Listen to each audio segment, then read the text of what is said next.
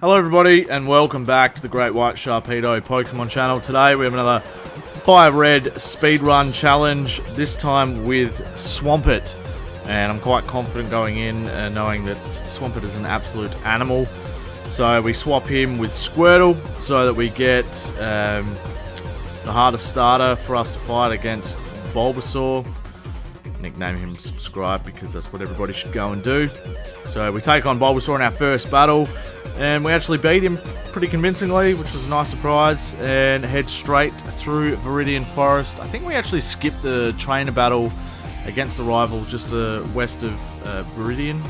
We take on Brock, and as you can imagine, we have Water Gun and a Mud Slap, 4 times super effective.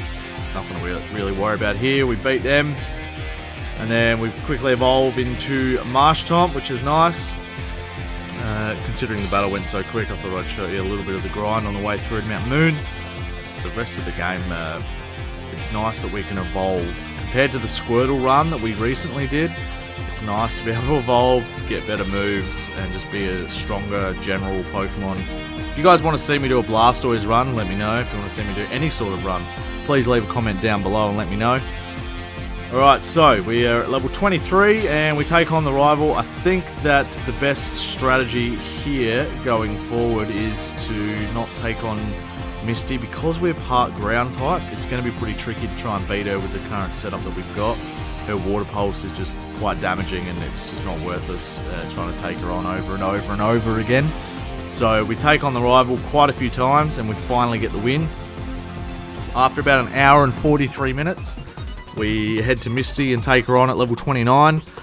Cop a water pulse or 2, but we managed to get confused and die, which was quite frustrating. So we go back pretty well straight away. Try not to muck around. Second time. Again, we this time we one-shot Staryu, so we have full health going into Starmie, which makes all the difference. And we KO Starmie.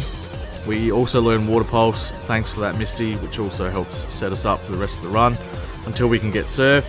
So already by sort of just after 2 badges, our moveset's actually quite overpowered. We've got Takedown, which is 90 power. We've got Rock Tomb, which is a rock type move. Mud Shot, which is a 65 ground type. And Water Pulse, which is a 60 water type move. So all of our moves are really quite strong by this point in the game.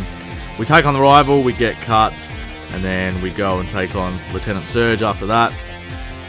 And as you can imagine, it's not as challenging as the Squirtle run. We can basically one-shot everybody and get our 3rd badge.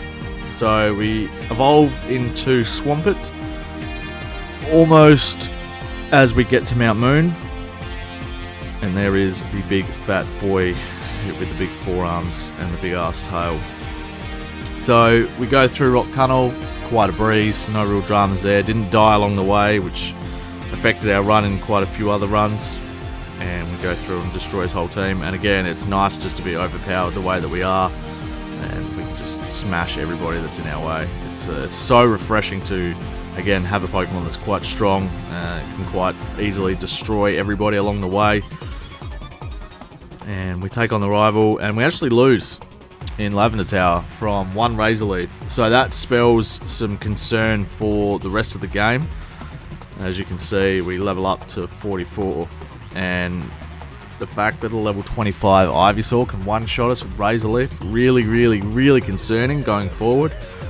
After nearly 4 hours, we take on Erica just to see how we can go. Start off with a Rock Slide, sort of hoping for flinches so that we can't die along the way, but we don't stand a chance. It's just impossible that early on. And that lower level with 4 times weakness just can't happen. So we take a different route. Take on Koga straight away after that. And it's a bit different. Being a part ground type really works in our favour, which is really nice, as opposed to it working against us, against Erica.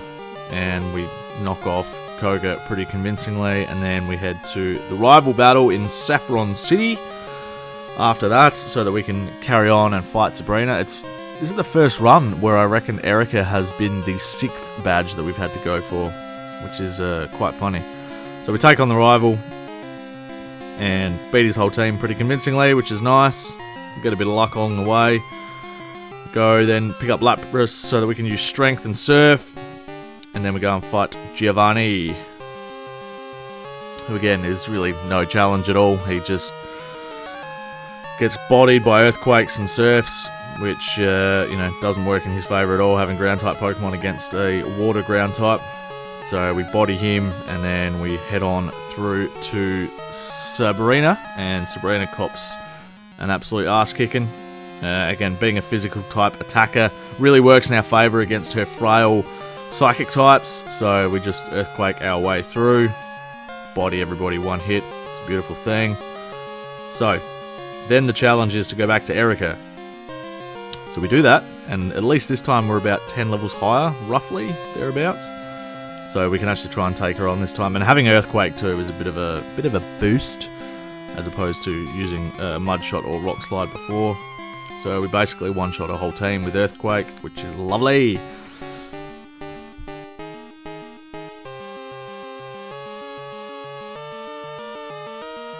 Get our 4th badge after 4 hours and 54 minutes. We are cruising compared to any other run that we've done so far. 20 minutes later, we're up against Blaine, and again, being super effective in the ground type area and the water type area, we just destroy his whole team, which is lovely.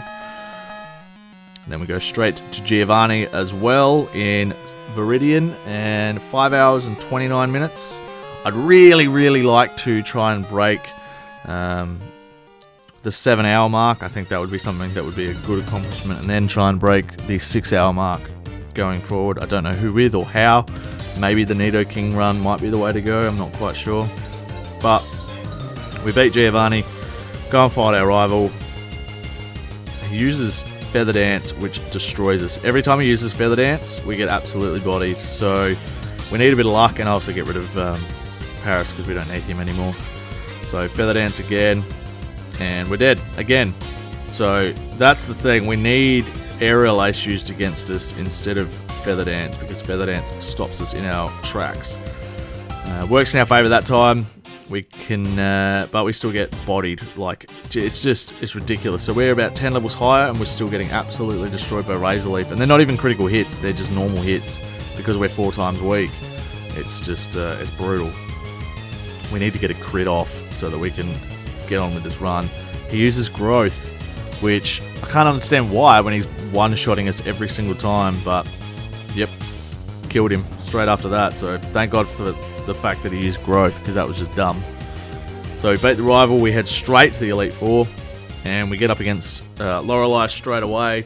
And we sort of have a bit of an advantage having Rock Slide, which is nice. We can use it against the whole team. Most of it's super effective, except for Slowbro, I reckon. He's the only one that's not super effective, but he can be sort of bodied with Earthquake, which works in our favour as well.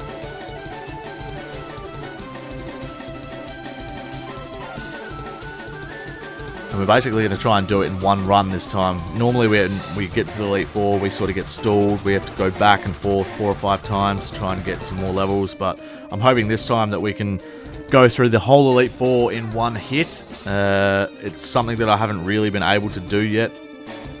So that's something that we are aiming for here. We take on Bruno and pretty much destroy his whole team. Nice to have Earthquake, a stab type move, and ruin everybody. And then we go into Agatha, who we can't hurt with Earthquake, but we can hurt with Surf, and we can hurt with Rock Slide. We can't hurt with Takedown, but that's okay. Didn't really use Takedown much. I was going to sort of replace it with another move, but I thought, if it ain't broke, don't fix it, just keep chipping away at the moment. I was going to go get Ice Beam, that was the only thing I was thinking about too. Could have been the difference maker.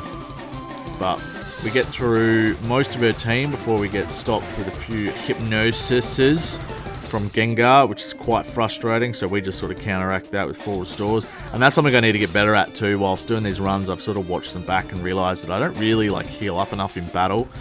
I know there's a bit of a stigma around that with a lot of YouTubers doing it with you can't heal in battle, but I'm doing it because I'm trying to beat the game as quick as I could. I lost the footage there against Lance, but we actually beat him pretty convincingly. Having Rock Slide on us was really handy. And same thing again, we take on the champion at level 75 and beat Pidgeot. The only concern here is if he's going to use Solar Beam on us, because I think he loses Razor Leaf and replaces it with Solar Beam. And we get lucky with a big fat crit, and we wipe out basically the rest of his team. Venusaur, if he hit us with that Solar Beam, that was game over. But the fact that he used Growth really worked in our favour, which was, again, quite bizarre. Why he would use that first when he doesn't need to use it at all, really. Having our attack down with Feather Dance was quite frustrating from Pidgeot, but we managed to get by, beat Gyarados, and then we have the big boy Arcanine, the only one left to worry about. Uses Extreme Speed, and I kind of sort of stressed out a bit, but didn't crit, and we are the champion at level 75. Probably looking like our quickest run, which is quite nice. Let's see what the time is.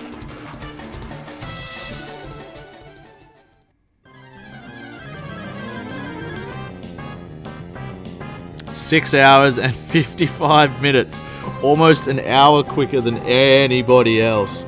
So going forward, guys, I'm going to try and do some runs that either are going to be really long and see how fast I can do them, or do runs that are definitely going to challenge this time. So make sure you comment a Pokemon you would like to see me do, and maybe comment a Pokemon that you think might be able to beat Swampert. 6 hours and 55 minutes. I could have done things a little bit better, as always, but pretty happy with that time. Hoping to one day maybe get under the 6 hour mark. But thank you so much for watching, guys. Hopefully you enjoyed. Peace.